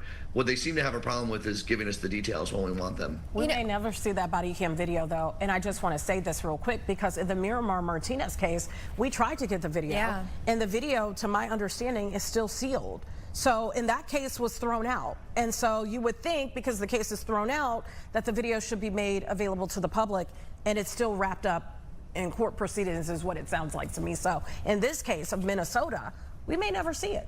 Well, and it seems like maybe we could assume that, you know, Kristi Noem, DHS kind of went and chatted right away with press and the public, because this was caught on camera. I mean, it spread like wildfire, right? Because it was a big crowd. We had different angles. It was being posted right away. I mean, can we say that? Is that fair? That's true. Maybe they had this response or had this explanation pretty quickly because it was so widespread? Maybe, right? And I think this one is different than the one in Chicago in that we have a lot of different angles of the actual shooting itself. I guess one could make the point, and this is a John Hanson aside, not a Block Club of Chicago aside, is that I feel like those initial hours when something like this happens, a tragic case, and again, even if you believe that the case was justified, I think everyone can be heartbroken for a loss of life here. But I think it's a rush to decide exactly what has happened. If I were someone working as a member who has to talk to the press or the Secretary of Homeland Security, you would think you would want to pause and say, you know, this is what we think has maybe happened. We're going to continue to investigate and look into that. Not only to hedge your bets, but just out of respect for the evolving situation and not to throw fire on the flames, right? I mean, we see today there's all these protests and all this escalation. Maybe that was going to happen anyways, but when you have definitive answers from the federal government so quickly after something happens, you wonder if they really have dug into the case entirely or whether they're trying to paint an immediate picture to fit the narrative that they want to fit. And you know, I don't know exactly what the answer is here, but I think that it would really behoove public officials to pause, breathe, and let some investigations happen. And ultimately, they may end up coming to the exact same conclusion that Secretary Noem said yesterday. That may end up being the case. But when you come out an hour afterwards and pass immediate judgment and say that you know exactly what happened and no other possibility is a possibility, then I think that's where journalists, you know, our hair goes up the back of our neck, right? Like, well, we got to dig deeper. Yeah, because you come back so fast. It's like, did you really do your due diligence? All right, let's talk about something that I think we all can agree on. Something a little lighter. And lighter. How about that? And we're talking theater, right? Chicago Theater Week is about to get started February 5th through the 15th. People can enjoy shows all across Chicago. How many shows are we talking about, John? Oh, girl, I did not count them all up, and I'm sure they're somewhere in the article. 7 to 5 is what I see. There it is. I knew you had it on your sheet. There you go. No, I love this. Theater Week is going on. This is, I think, the 14th season they've done this. How many theaters have we seen close? Little storefront theaters in the city. I don't have it in front of me, but it's dozens over the last few years through the pandemic and afterwards. And what this Theater Week does, and we're looking at B-roll here, this is a gorgeous, nice theater, but it's a smaller venue, right? It's not like one of the main ones downtown. And look, the Theater Week highlights the great theaters that we have and know and love, but it highlights a lot of the smaller ones in the Hyde Park neighborhood, on the west side, on the north side, some of these smaller storefronts that have really suffered. And I think that, yes, there's great deals and the tickets are already going fast online, but like, let's not only go to the Lyric Opera, which is great, go see their shows, right? They need the help too. But maybe we go to a show about the murder of Emmett Till, which is happening. It's a great production that's happening on the South Side. There's a show at the Definition Theater in Hyde Park called Black Cypress Bayou. Let's go there, right? Let's pick some of those venues on the list and support those local, smaller shops in addition to some of the big places. And some of these tickets are down to like $30, maybe even less than that in some spots.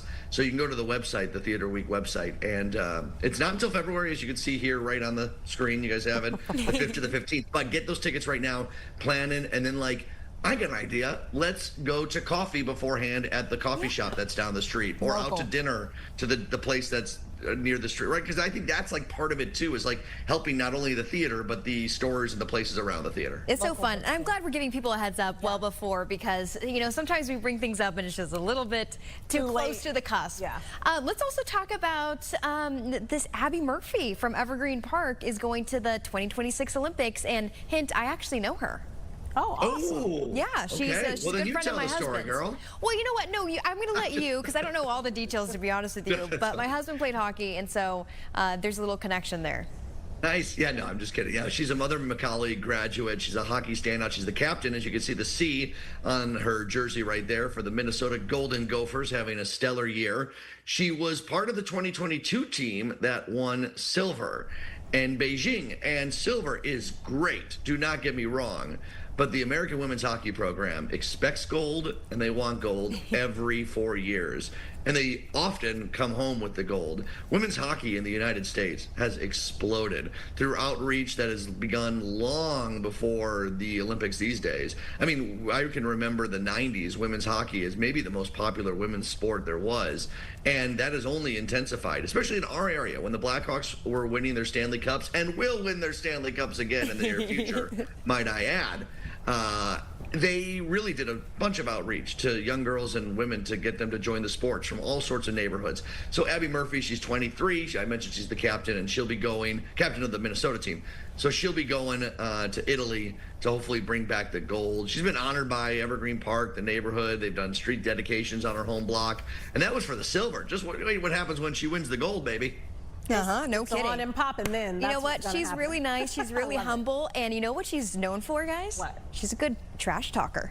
Oh, on the ice. Yeah. Need Oh, that. yeah. Hockey, in a classy way. In a that. good way. In a good way. Like, she's known for being tough. Like tough-spirited, too. Well, you have to be. I mean, it says that she started playing at age 6, and she was skating with the boys, so you would have to be tough and a little, you know, rough and not take no stuff. You got it. Yeah. I like how you hedged it by being like, she's a trash talker in a classy way. There ain't nothing classy about it. You don't have to. Trash Maybe talking not is on the trash other talking. side, but when she's on our side, we like it, you know? Yeah, no, it's great. And the sport of hockey continues to grow in the Chicagoland area. And I'll just mention the Blackhawks are riding a 4-game winning streak, 5-1-1 in their last 6 games, 2 points out of a playoff spot. Don't be down on our Hawks, everybody. Hawks. You're always a good time. All right, John Hanson, Happy New Year to you and your family. And we'll see you probably next week. Next Thursday. Let's you make didn't it a ask date. about my plants. I have a new background for you all. We did notice. Time. I did notice, but I didn't know if we had time to talk about it. But I did They notice. each have names. Oh, I'm hearing that we don't have time for me to tell you all their names. Okay, maybe next week. Okay. At least you're keeping them alive. Most people have a hard time with that. That is good. Barely.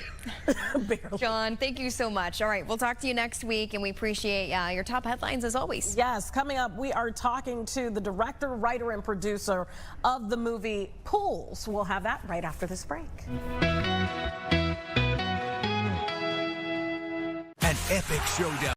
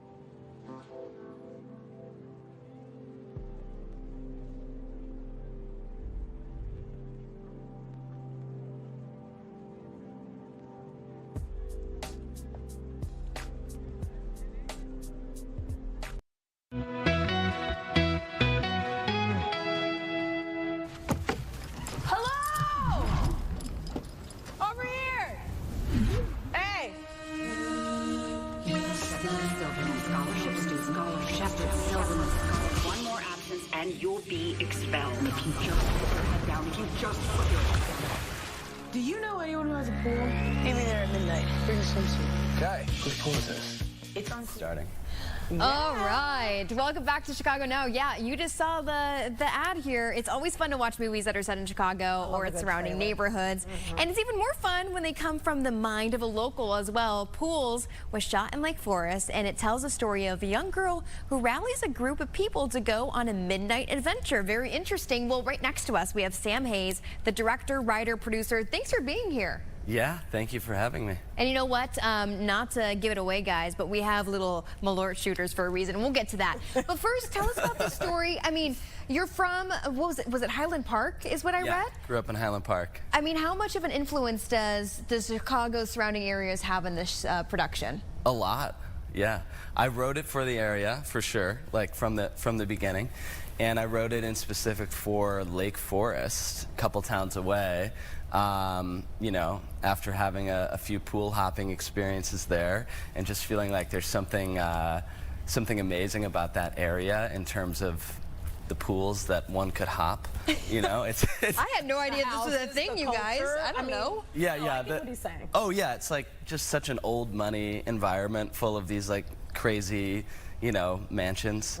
So it was, you know, I wrote it for the area, and then the people of Lake Forest were super hospitable to, you know, letting us film a movie there, especially one that's sort of in the spirit of like the movies John Hughes made in the 80s. Those are some of the biggest inspirations. So they were super welcoming, you know, shout out to the Smiths, the Barnetts, the O'Kanes, and the Waymer family for helping us with some of these locations. So that was some of the homes that you filmed at. They look beautiful. Yeah, it almost looked like we were in LA at some of those spots. Talk about, you know, the film itself, because when I look at it and I see that trailer, it almost gives me like a MTV 90s kind of like vibe. Am I wrong in saying that? That it kind of like is like a homage to like growing up and growing up obviously wealthy. Yeah, well, it's about kids that are on a college campus in the middle of this extremely wealthy town. We shot also at Lake Forest College, renamed Lake Forest University in the movie. But yeah, it's so the kids aren't necessarily wealthy, but they're just sort of invading these, you know, very, very nice homes. Yeah. Talk about the star, because I see her face and she looks very familiar to me. Yeah, as she should. Yeah, she was just in the movie Marty Supreme, which is still in theaters. That's where I know her from. So she's the lead supporting actress, and she also was just nominated yesterday for an acting award this is like the SAG Awards for Best Supporting Actress. So it's just 5 nominees a year. And yeah, so she's really, I mean, and she's been, you know, all over the media and the press at these award shows and just like really blowing up. She's grown immensely in her career since we filmed years ago and since I wrote the role for her, you know, even before that. Okay, I love it. You know, it's so cool to see someone from Chicago really make it in this industry, because Tia and I have talked before how, like, you know, you think Hollywood still, right, when it comes to all these movie productions and stuff like that. And also to have someone from Chicago do it, because we know that people from Chicago, they're picky. They know their stuff. So how much do you have to try and put work into making this accurate to our area? I mean, yeah, that was like, because we shot in the area, it's like, you know, couldn't really do any wrong.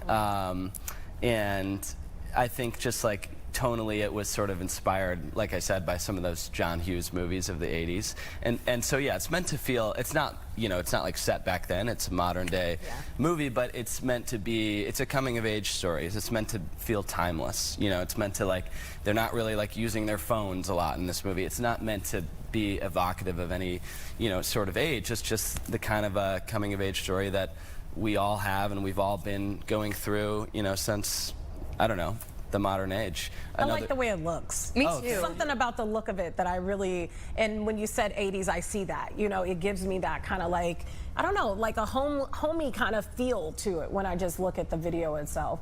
I want to ask you, how long did it take you to shoot it? And then was there anything crazy that happened? We always ask this question during production that maybe you'll never see on camera, but it happened and you were like, whoa, that was wild. Yeah, no, absolutely there was.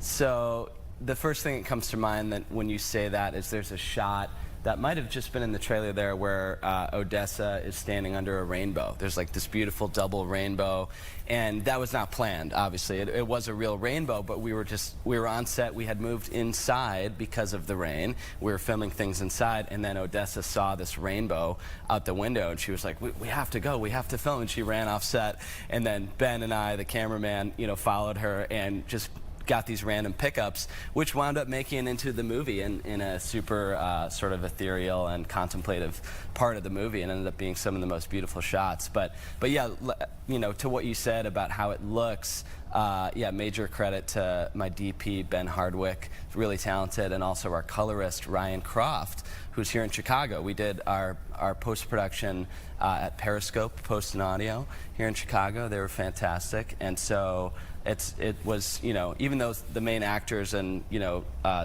department heads came from LA. It was like all Chicago crews, and post in Chicago. Oh, cool, okay. A couple of Chicago producers, Mike Ware and Seth Savoy, and Mark Glasgow. And so we worked with a big Chicago team here, and it was a blast, and the crew was amazing. It kind of seems like those actors had the red carpet for exploring Chicago, or had they already loved Chicago?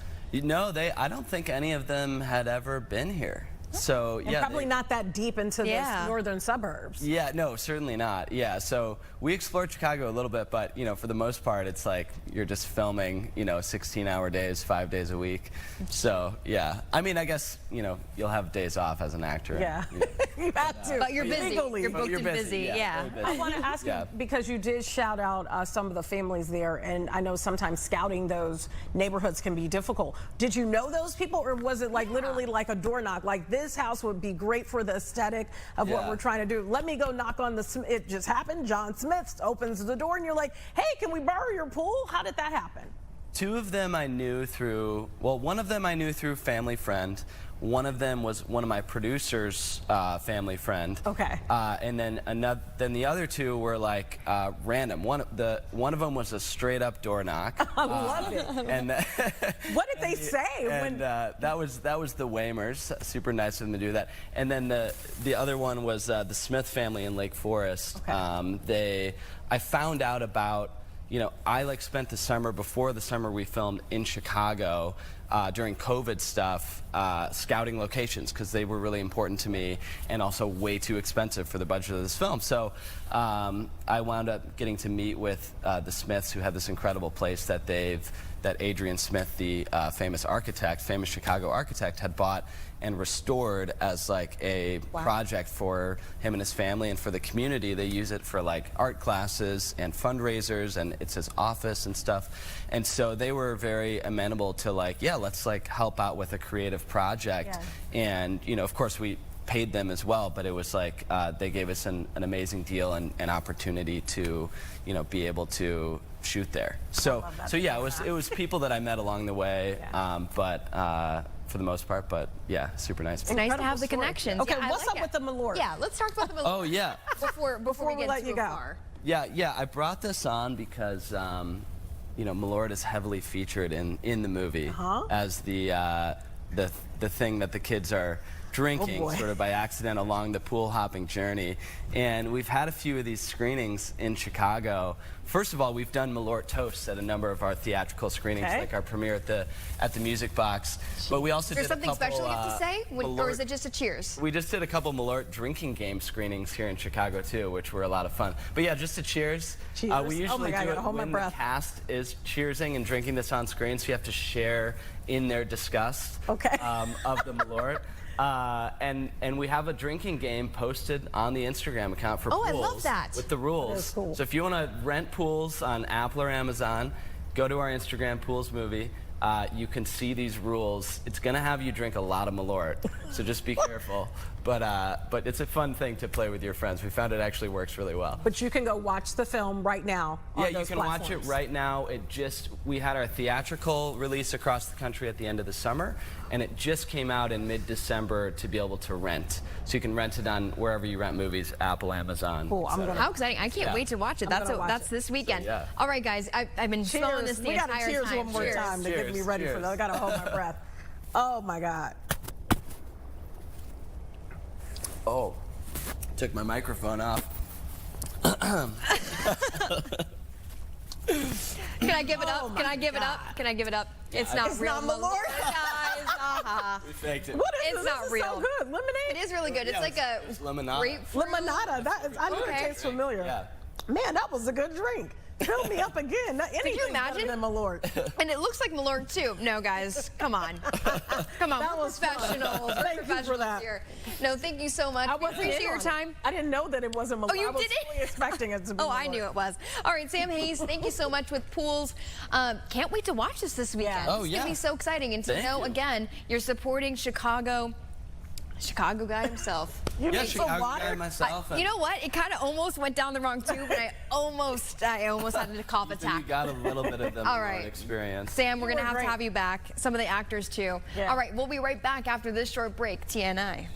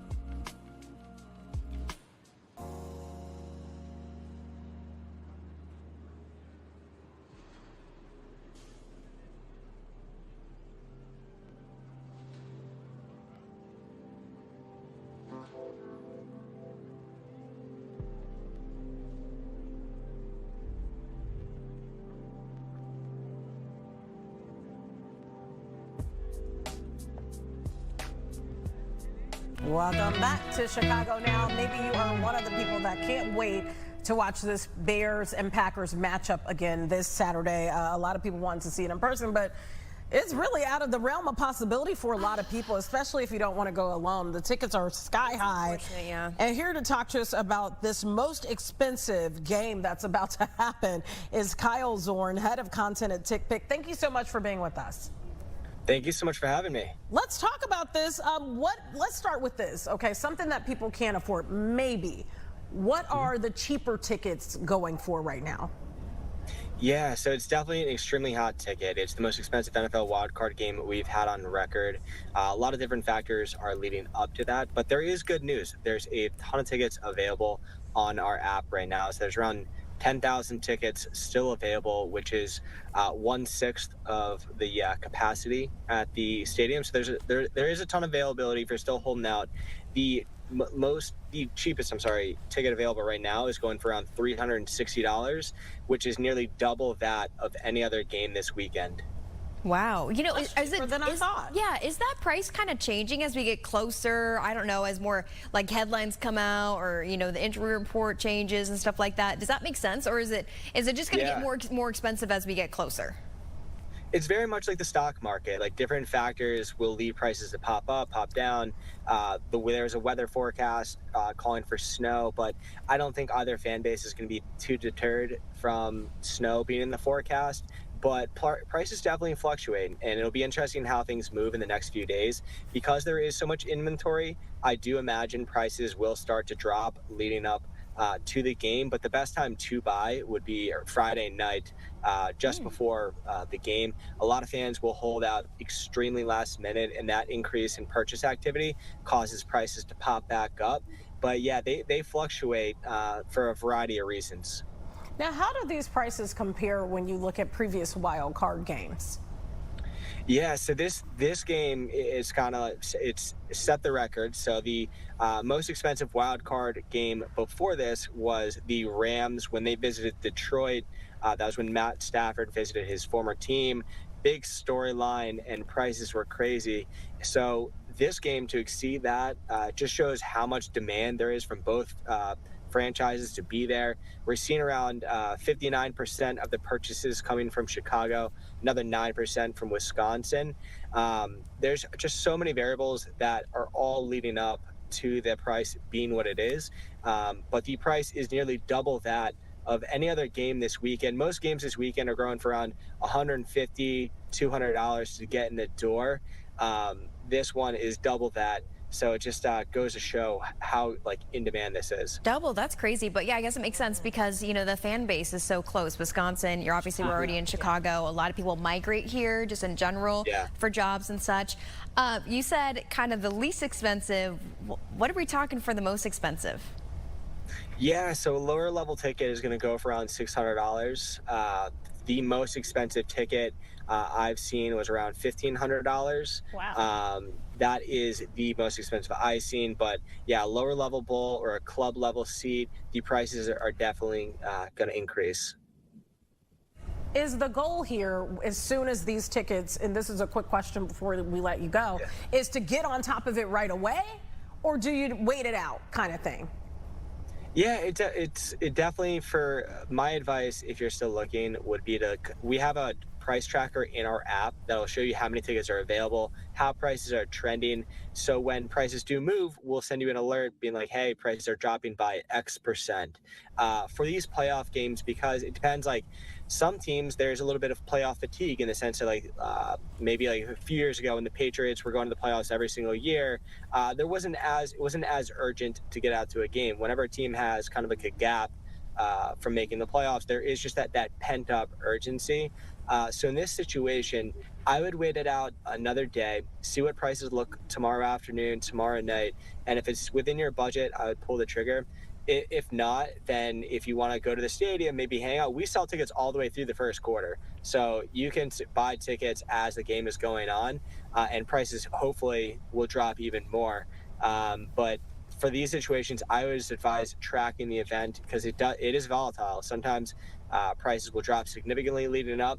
sometimes there is just that much demand. Everybody wants to be there. This is the smallest stadium in the NFL, so there's less seating, less capacity. So just so many variables that are leading up to why it is what it is. That's a good reminder, because I forgot that it's one of the smallest, or it is the smallest, you said. It is, yeah, it's the smallest NFL stadium. Interesting. Okay, Giles Zorn, thank you so much for joining us. Head of content with TickPick. Yeah, go Bears. You know, I don't know how you're feeling. I think we asked you your team last time, but we're running out of time, so we're going to have you back, okay? Yeah. Then you can tell us about who you're rooting for, but right now we're just talking the Bears. Thanks for your time. That sounds great. Appreciate it for having me. All right, thank you. And we'll see you on Friday. Yeah. I'm tired, Tia. You know what? I'm going to take a little nap. It's all good. But we've had great guests. Have a great rest of your day. We'll see you guys tomorrow. Gabby's going to go get a nap now. Yeah, maybe right now. I'm not going to waste any time.